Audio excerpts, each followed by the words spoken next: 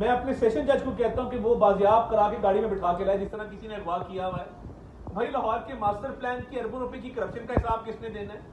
Paper schemes में जो commission खाया गया उसका हिसाब किसने देना है?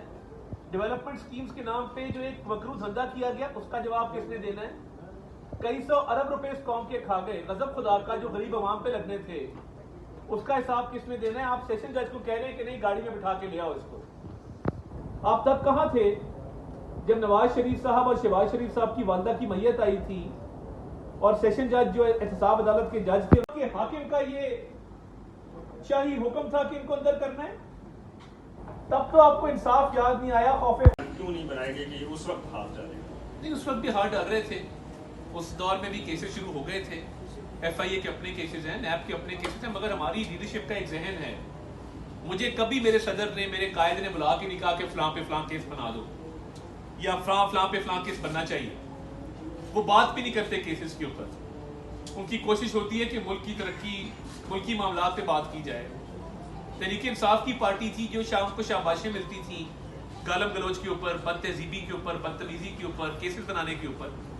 आज मुझे बताएं ना, हमने तो इधर ही रहना है, इसी मिट्टी में दफन होना है। आज किधर है शहजाद अकबर जो केसेस बनाते थे? आज क्यों मुल्क से बाहर है? या आज किधर है शहबाज गिल? उनका क्या फ्यूचर है? पूरे मुल्क से इंतकाम लेके मैंने एक टॉक शो किया शहबाज गिल साहब के साथ। शुरू में मेरे घर पे शाम को उन्होंने इंक्वायरी की, एक कागज भेज दिया क्योंकि टॉक शो में मेरी आवाज थोड़ी ऊंची थी। हमने तो ये चीजें देखी हैं। तो इदारे आजाद है, वो अपने तौर पे काम कर रहे हैं। मैं नहीं समझता कि कोई इंतकाम का अंसर मौजूद है। सेशन जज को कहता हूं कि इसको पेश कर दें। आज आपको इंसाफ याद आ गया। तब आपको इंसाफ याद नहीं आया था। आज शो कॉज नोटिस की बातें हो रही हैं, शो कॉज नोटिस दिए जा रहे हैं, कंटेम्प्ट की बातें हो रही हैं। कंटेम्प्ट तो आप पे लगता है कि आपने अपनी जुरिस्डिक्शन से हट के बाहर की एक जुरिस्डिक्शन से एक आईजी को शो कॉज किया है।